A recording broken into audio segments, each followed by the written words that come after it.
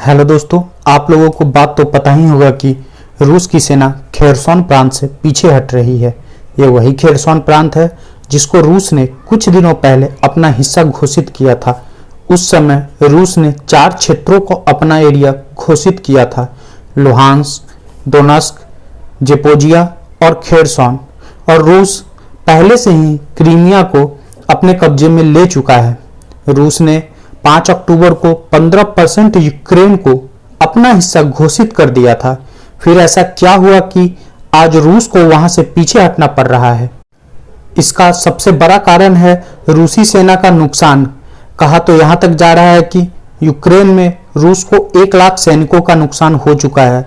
रूस के रक्षा मंत्री का कहना है कि उनके लिए सेना और जनता दोनों की सेवा पहले है, तो वे अपनी सेना को निप्रो नदी के पीछे आने के लिए कह रहे हैं अपनी तरफ।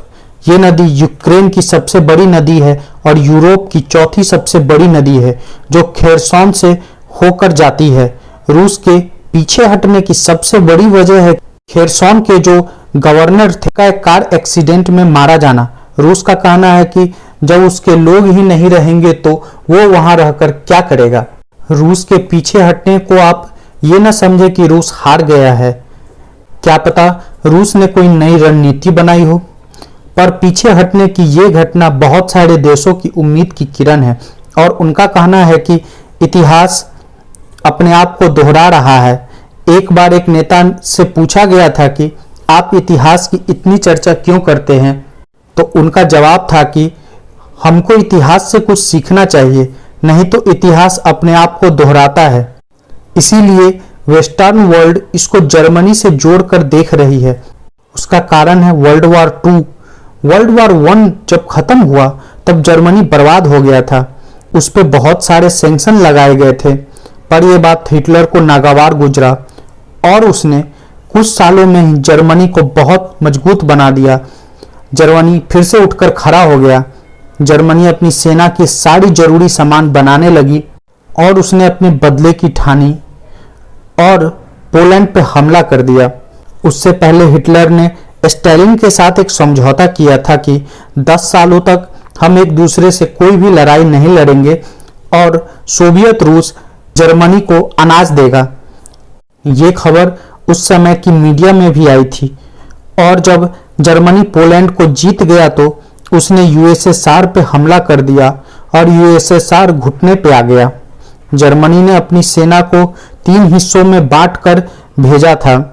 पहला हिस्सा लेनिनग्राड की तरफ गया, वहीं दूसरा हिस्सा मॉस्को की तरफ गया और तीसरा हिस्सा स्टालिनग्राड की तरफ गया।